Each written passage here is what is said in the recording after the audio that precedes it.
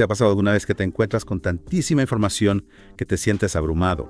Como si estuvieras nadando en un mar de datos y lo único que quieres es un vaso de agua fresca, algo conciso y directo al grano. Exacto, a veces solo quieres la esencia, ¿verdad? Sin tener que leerse un tratado entero. Es ahí donde entramos nosotros. Bienvenidos a The Deep Dive, donde nos sumergimos en las fuentes que ustedes nos proporcionan y extraemos esas pepitas de oro, ese conocimiento esencial, pero sin la paja. Y lo hacemos de forma que sea ameno, que enganche, que te deje con ganas de más. Y hoy nos sumergimos en una obra que nos han sugerido mucho. Ajá, nada más y nada menos que el primer capítulo de La Celestina. Una obra fascinante, escrita a finales del siglo XV o principios del XVI, aunque la autoría todavía es un misterio. Un misterio, sí señor. Pero no se dejen engañar por la fecha, porque incluso en este primer capítulo encontramos ideas y lecciones que son sorprendentemente relevantes hoy en día. Nuestra misión, por lo tanto, es doble. Por un lado, queremos intentar comprender qué motivó al autor a escribir esta obra. Y por otro, vamos a explorar algunas de las ideas iniciales que nos presenta este primer capítulo, que son, ya les adelanto, bastante provocadoras. Empecemos por el principio. El autor se dirige directamente a ti, al lector, desde el primer momento. Así es. Dice que se siente impulsado a escribir por la gran cantidad de jóvenes enamorados y se dirige específicamente a aquellos que puedan estar prisioneros del amor sin las armas defensivas necesarias para enfrentarse a sus desafíos. Es una forma muy directa de conectar con el lector, incluso para los estándares de hoy en día, ¿no te parece? Imagínate en aquella época. Totalmente. Y luego está el tema de la autoría que ya hemos mencionado. Algunos dicen que fue Juan de Ménana, otros que Rodrigo Cota, pero la verdad es que nadie lo sabe a ciencia cierta. El propio autor no se atribuye a la obra. En cambio, elogia al autor desconocido, quien quiera que sea, por su sutil invención y la gran cantidad de máximas entretejidas en lo que a simple vista podría parecer una historia meramente entretenida. Es una pista, sin duda. Nos está diciendo que hay algo más allá de la superficie, que no se trata solo de una historia para pasar el rato. Exacto. Nos está invitando a profundizar, a descubrir esas capas de significado que se esconden tras la trama. Y luego tenemos esos versos poéticos al principio. En las alas nuevas fue su daño. Razones que mi pluma torne este engaño, no consintiendo con los que me arguyen. Así que mis alas me destruyen, nublosas y flacas, nacidas este año. Un poco críptico, ¿verdad? Un poco sí, pero básicamente habla de cómo su intento de volar hacia el placer y el honor, representados por ella, le ha traído desgracias. Ella se consume y él se enfrenta a reproches. Mis propias alas me destruyen. Son palabras que te hacen pensar, ¿no? Sin duda. Hay un tono de advertencia, incluso de autocrítica. La metáfora de la autodestrucción a través de la búsqueda del placer es bastante potente y nos deja con la intriga de saber qué tipo de placeres se explorarán en la historia. Y aquí es donde la cosa se pone realmente interesante. El autor dice que decidió dorar con oro bajo el fino estaño y sembrarme espinas sobre rosas. ¿Qué te parece? Interesante, ¿verdad? Suena a que está mezclando deliberadamente lo bello con lo peligroso, lo atractivo con lo dañino. Totalmente. Es como si nos estuviera diciendo, ojo que no todo lo que brilla es oro. Exacto. Hay una yuxtaposición deliberada entre lo valioso, como el fino estaño o las rosas, y lo que no lo es tanto, como el oro bajo o las espinas. Esto sugiere que el placer puede estar acompañado de peligros ocultos, de trampas morales. Y aquí hay una pregunta para ti, querido oyente. A medida que avances en la obra, fíjate en cómo se desarrolla esta mezcla de placer y advertencia en la narrativa y en las acciones de los personajes. El autor continúa explicando por qué decidió terminar la obra después de haber visto una versión incompleta en Salamanca. Dice que estaba de vacaciones, que quería imitar a una persona prudente, lo cual ya es curioso de por sí, y que vio mucha gente consumida por los vicios del amor. Todo esto apunta a un propósito didáctico, ¿no crees? Quiere advertir a los amantes contra la confianza ciega en los intermediarios, las alcahuetas y los falsos sirvientes. Sin duda. No se trata solo de contar una historia, sino de enseñar una lección. Exacto. Y para reforzar esa idea, el autor describe su obra como tan breve como sutil y dice que contiene 2000 máximas en una cubierta de ingenio, obra de placer. 2000 máximas. Es mucha sabiduría concentrar en una obra supuestamente breve. Lo que nos dice es que no debemos dejarnos engañar por el entretenimiento superficial. Debajo del ingenio y el placer hay una gran cantidad de conocimiento práctico, de máximas que podemos aplicar a nuestras propias vidas. El autor quiere que seamos lectores, o en este caso oyentes activos, que no nos quedemos en la superficie. Y para terminar esta introducción, compara su obra con las intrincadas tallas de Dédalo. Lo cual sugiere un alto nivel de maestría e intencionalidad, no. Exactamente. Dello era conocido por su ingenio y la complejidad de sus creaciones.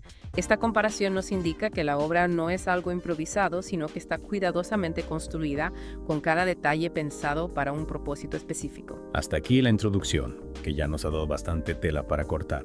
Ahora bien, el primer capítulo da un giro inesperado. ¿A qué te refieres? Se adentra en una digresión filosófica sobre el conflicto universal, que a primera vista no parece tener mucho que ver con la historia principal. Ah, ya entiendo. Pero no te olvides que a veces lo que parece una digresión en realidad es una forma de preparar el terreno para lo que viene después. Tienes razón. El autor habla de la guerra perpetua entre elementos como el fuego y el viento, la lucha entre las estaciones, incluso desastres naturales como los terremotos. Está presentando el conflicto como algo inherente a la naturaleza, como una fuerza omnipresente. Y lo hace con ejemplos muy gráficos, a veces incluso un poco escalofriantes. ¿Como cuál? Por ejemplo, el bicho de la higuera. La hembra mata al macho durante el apareamiento y luego la primera cría mata a la madre. El autor pregunta, ¿qué mayor contienda que engendrar en su cuerpo quien coma sus entrañas? Uf, qué fuerte. ¿Verdad? Es una imagen impactante que ilustra la crueldad inherente a la naturaleza, el conflicto como parte inevitable de la vida, incluso en el acto de la creación. Es uno de esos momentos ¡ajá!, donde un detalle aparentemente aleatorio en realidad nos revela una idea mucho más profunda. Totalmente. Y no se queda ahí. Continúa con ejemplos del mundo animal, las disensiones entre los peces, las aves de rapiña atacando a sus presas, incluso el mítico pájaro rock del Océano Índico. Está construyendo un argumento sólido a favor del conflicto como fuerza motriz de la existencia. Y no podemos olvidar la historia del pez Echeneis, que según Aristóteles y Plinio, podía detener un barco en seco. Incluso cita a Lucano, ni falta ahí pez alguno, Echeneis llamado, que detiene las naves, cuando Euros tira las cuerdas en medio del mar. La idea de algo tan pequeño dominando algo tan grande es una imagen poderosa de la lucha natural. Un pequeño pez desafiando a un enorme barco. Es una metáfora de cómo las fuerzas más inesperadas pueden influir en nuestro destino. Y ahora viene la conexión con la obra. Ajá, ¿cómo la relaciona? El autor nos está diciendo, mira, el conflicto está en todas partes. ¿Por qué iba a ser diferente en una obra que trata sobre las pasiones humanas? Claro, está preparando el terreno para el drama que se desarrollará en la historia. Nos está diciendo que el amor, las relaciones, todo está sujeto al conflicto. Lo cual nos lleva al último punto importante de este primer capítulo: el papel del lector y la diversidad de interpretaciones. Es una idea muy avanzada para la época, ¿no crees? Totalmente. El autor reconoce que el significado de la obra no está solo en el texto, sino también en la mente del lector. Cada uno leerá e interpretará la obra de forma diferente, lo cual generará inevitablemente discordia. Habla de los lectores descuidados, que solo se fijan en la trama superficial, en los huesos de la historia, y se pierden todos los matices. Como quien lee solo los titulares y se cree que ya lo sabe todo. Exacto.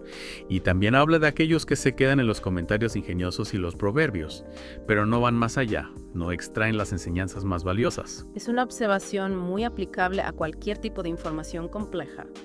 Hay gente que se queda en la superficie y otros que buscan la profundidad. Pero lo que realmente le interesa al autor son los lectores ideales, aquellos que van más allá de la trama, que extraen las ideas principales, que disfrutan del humor, pero también reflexionan sobre las máximas filosóficas y las aplican a sus propias vidas. Esos son los lectores que él espera encontrar y también los oyentes que nosotros esperamos tener. Y para dejarlo claro, plantea esta pregunta. Si 10 personas con perspectivas tan diferentes leen esta obra, ¿quién negará que contiende en algo que se entiende de tantas maneras? Es una pregunta que nos invita a la reflexión. El hecho de que la obra se pueda interpretar de muchas maneras no la hace menos valiosa, sino más bien al contrario. Exacto. Es una invitación a pensar críticamente, a dialogar, a compartir nuestras interpretaciones. Y fíjate en este detalle. Al autor no le gusta que los impresores añadan resúmenes al principio de cada capítulo. ¿Por qué? Porque confía en que la obra hable por sí misma, que el lector sea capaz de descubrir su significado por sí solo. Es una muestra de respeto hacia el lector, ¿no crees? Sin duda. En resumen, en este primer capítulo, hemos descubierto las motivaciones del autor, advertir sobre los peligros del amor y los engaños, presentarnos el conflicto como una fuerza universal y hacernos reflexionar sobre la diversidad de interpretaciones. Y todo esto en un texto de hace siglos, pero con una vigencia sorprendente. Aquí te dejamos una última reflexión. El autor se dirige a aquellos que están prisioneros del amor y carecen de defensas. ¿De qué manera crees que se reflejan estas luchas en la vida moderna? ¿Qué armas defensivas necesitamos hoy en día para enfrentarnos a los retos del amor y las relaciones? Piensa en ello mientras continúas explorando la Celestina. Muchas gracias por acompañarnos en esta inmersión profunda. Esperamos que haya sido un viaje estimulante y que te ayude a apreciar aún más esta obra maestra. Hasta la próxima.